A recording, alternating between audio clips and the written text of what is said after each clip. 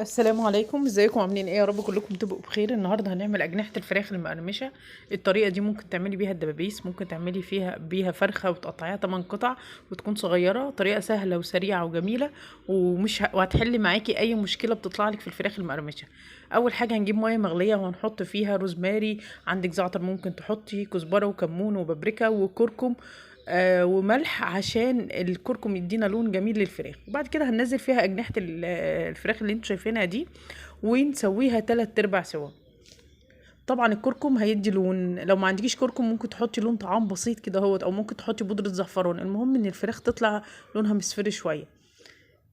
اول ما نسويها 3/4 سوا هنطلعها طبعا ونصفيها.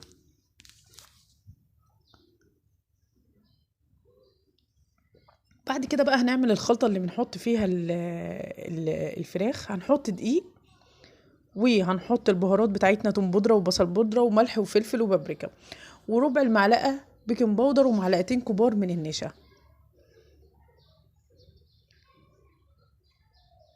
الطريقه دي جميله جدا وهتحل معاكي اي مشكله بتطلع لك في الفراخ المقرمشه.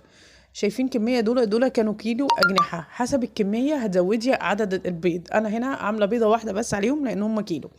وهقلبهم كده في البيضه زي ما انتم شايفين. الطريقه دي جميله جدا والله يا جماعه، بتطلع الفراخ ناجحه جدا. وعليها عصره ليمون عشان تشيل اي زفاره انت مش حباها من ريحه البيض. وبعد كده هننزل فيها بقى بالدقيق ونضغط عليه هنا عشان تعمل كراست على الاجنحه.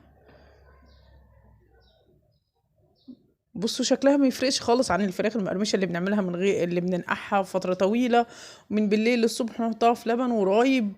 هنجيب بقى زيت، ويعني عادي ما يكونش غزير قوي، يعني زي ما انتم شايفين الزيت مش غزير ولا حاجه لان الفراخ اصلا اوريدي مستويه.